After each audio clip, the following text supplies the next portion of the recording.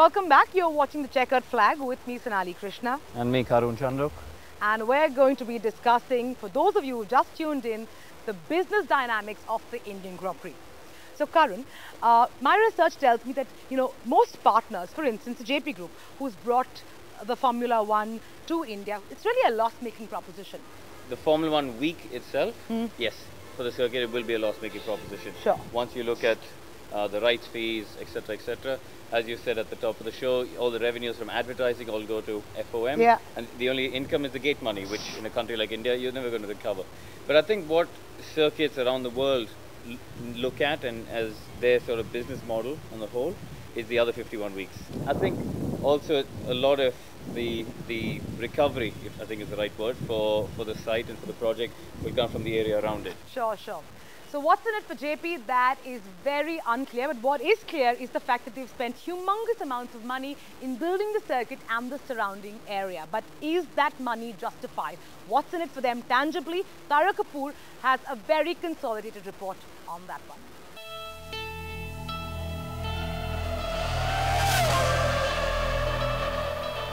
Digest this.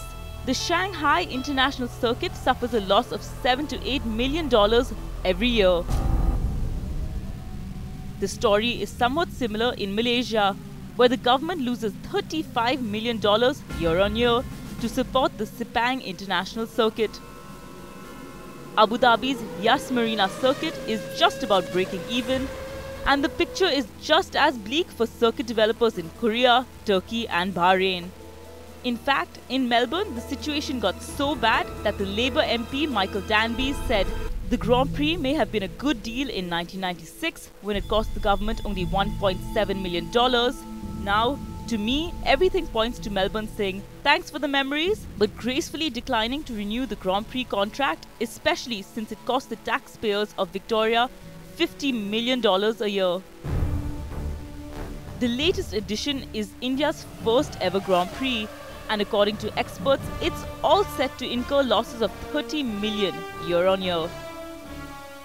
In terms of India, as far as I understand it, the government's not putting any money into it. Therefore, the government has no money to lose. They will gain whatever happens.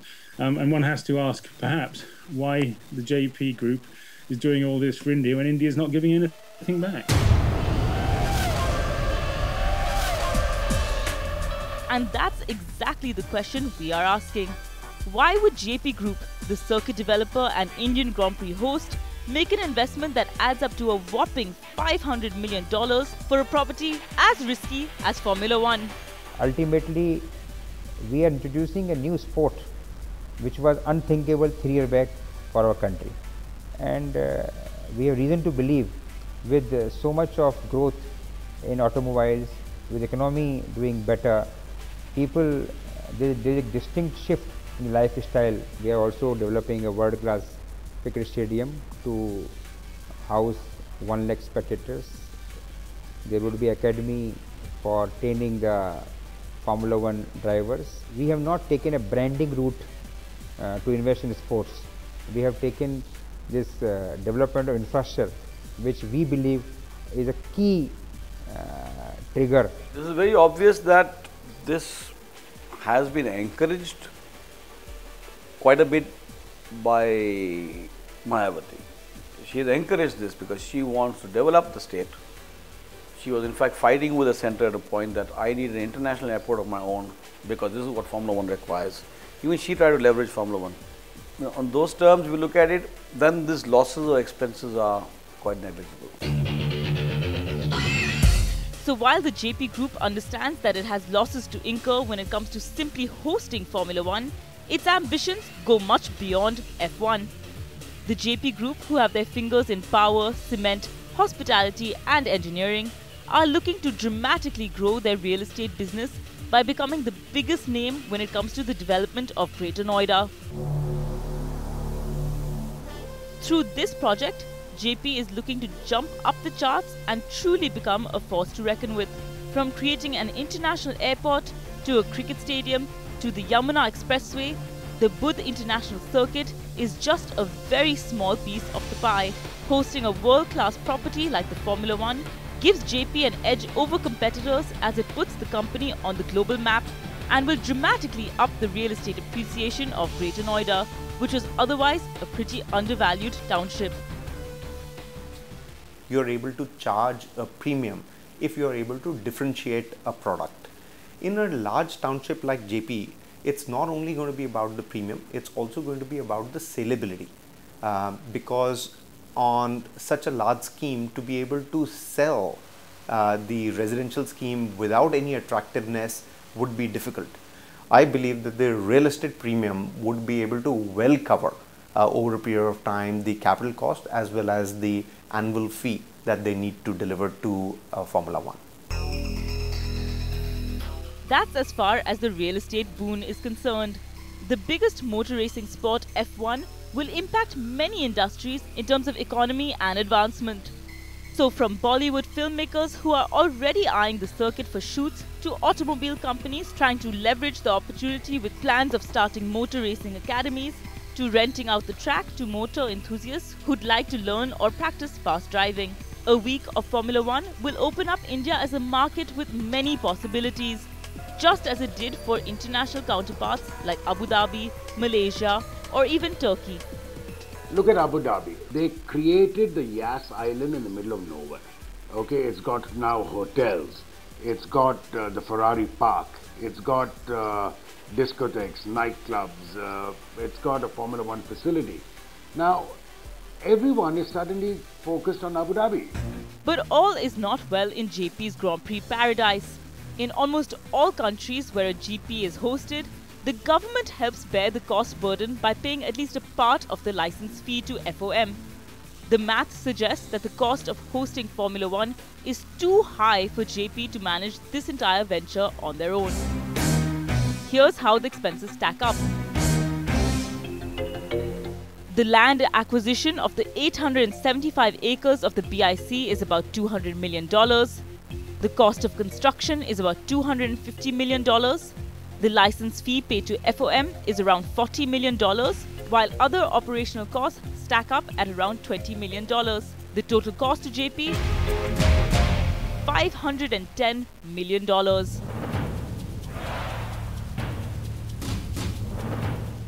And while the $450 million spent on constructing the circuit is a one-time cost, they will still have to spend at least $60 million year on year. The revenue stream for Jaypee is ticket sales, which too is not looking very promising. And even if India's inaugural Grand Prix sees a full house, Jaypee will only make $15 to $30 million from ticket sales. That's a deficit of at least $30 million. Airtel have got behind this to support this for India. And that's not all. The fact that the entire event is being branded as the Airtel Formula Grand Prix doesn't give Jaypee enough exposure either. The promoter takes all the risks and they sign away most of the means of generating revenues. And the argument there is that, if they can sell their tickets, they can make that money. That will be a key element in the success or failure of Jaypee's investment. While it's clear that by hosting the Indian Grand Prix, Jaypee Group has a huge advantage in terms of perception, building its real estate empire, and putting itself on the global map. But the question is, at what cost? Incurring losses of $30 million year on year is a mammoth ask, especially since Formula One as a sport is in its nascent stage in India. Time to discuss some hardcore racing. And apart from Karan Chandok, I'm joined by Naren Karthikeyan and Lewis Hamilton. Thank you so much for joining me, gentlemen. Truly a pleasure to have you on Chequered Flag. I'd like to start with you, Lewis. We have two Indian drivers in Karun and Naren. We also have Vijay Mallya and Subrata Roy, who own a Formula One team in Sahara Force, India. How do you see Formula One in India shaping?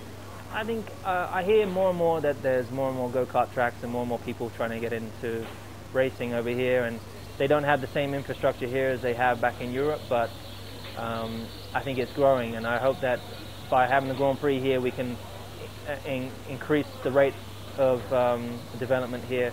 Naren, who according to you is the next big talent that's emerging from Formula One? I'm giving you three options. Give me one answer. The three names are Aditya Patel, Arman Ibrahim or Parthiv Sureshwaran. Yeah, obviously Ashwin Sundar is doing well in the MRF Formula 1600, Aditya Patel in the Volkswagen series, and so on.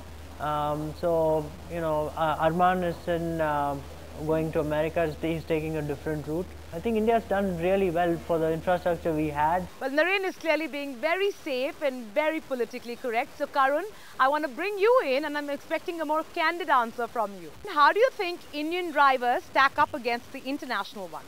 I think it's extremely important to understand why karting is beneficial to drivers. You know, these guys like Michael or Lewis or Fernando or Jensen, they've been, you know, driving and competitive racing since they were 8 years old, whereas Naren and I had to wait till we were 16. And that's 8 years out of your career of maybe 30 years that you're missing out. And I think that's where really we're so far behind in India. So, Lewis, you've had your fair share of controversy with Michael Schumacher in the Italian Grand Prix. What do you think of Schumacher as an F1 legend, and do you believe Schumacher should have made a comeback after his retirement? I think Michael has a right to come back if he wanted to. I think there's not many positions in Formula 1 left, and he's come back, he's done a great job.